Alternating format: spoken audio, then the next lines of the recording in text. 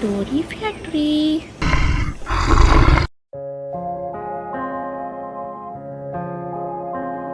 कौन करी मो पुओ को किसी बुद्धि बाट दिशुनी। जिते जहाँ कहले किसी शुणुनी।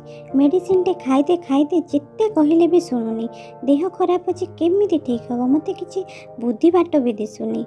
किसी गोटे उपाय करने को पड़ो। माँ माँ खाइबा देलु कौन अच्छी जोर भोक लगलानी। देहटा भी जमा भल लगुनि। टिके खाइबा दे मु खाई देकी टिके सोई पड़िबि नहले। तते केते थर कहलेनी मेडिसिन खाइबा को। तू तो मेडिसिन खाइबुनी देह ठीक केमिति हेबो। तू जहाँ कहूचु कह माँ मते मेडिसिन खाइबा कथा जमा कहना। हौ तू एठी रह मु तो पाई किछि खाइबा को नहीं आसुची। तते जोर भोक हेलानी ना। सब बेले मते मेडिसिन खाइबा को हैरान कला।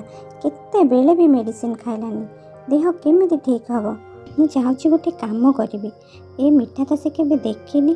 ताको ए मिठा भितर मेडिसिन पुरे देदेवी। आउ कहबी ए फल खाइले तो देह भल हो जिवो। फल कही देदेवी आ से या को खाइदबो। नेलु नेलु तते भोक लागुतिला ना ए फलटी खाइदे तो देहटा भी ठीक हो जिवो।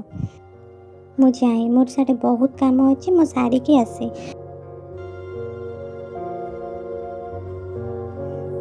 मु जाउची मंजी पोती देवी। फलटा बहुत मिठा। मंजी पोतिले गछ हेले से आउरी अधिक फल हबो। अधिक फल मु खाइबी। मु जाउची कथा माँ को कहि देबी। माँ सुनिले बहुत खुशी हो जिवो।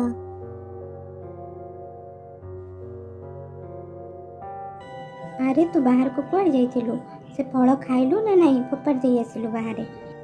नाई माँ से फल मु खाइली। फलटा एते मिठा ता मंजी मु बाहर पोती दे आसी। हे भगवान कौन करी ए पिला को पारी हेबनी। मेडिसिन टा को नहीं पोती दे आसिला। मिठा भितर मेडिसिन टा दे कहितली फलटा खाइदे ताकू भी से खाइलानी।